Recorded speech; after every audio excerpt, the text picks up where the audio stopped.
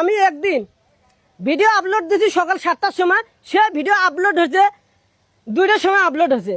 তাহলে আমাকে কেমন খারাপ লাগছে? তাহলে এটা কোনো বিবেক বুদ্ধি পড়ছে? এটা আমার নানপুরে একটা টাওয়ার দেওয়া হয়েছে, আনাইছে গুনাইছে, লোক থাকতে হবে।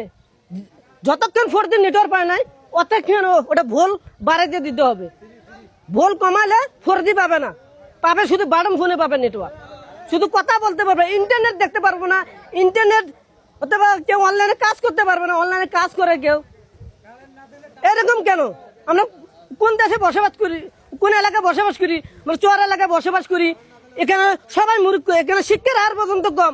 এখানে তো শিক্ষার হার হইতো, অতিরিক্ত শিক্ষার হার নাই এখানে। এই জন্য আমার নানপুর আজকে বেহাল অবস্থা। হ্যাঁ, আরেকটা কথা মনে পড়লো, এই কারেন্টটাও আবার খুব জ্বালায়।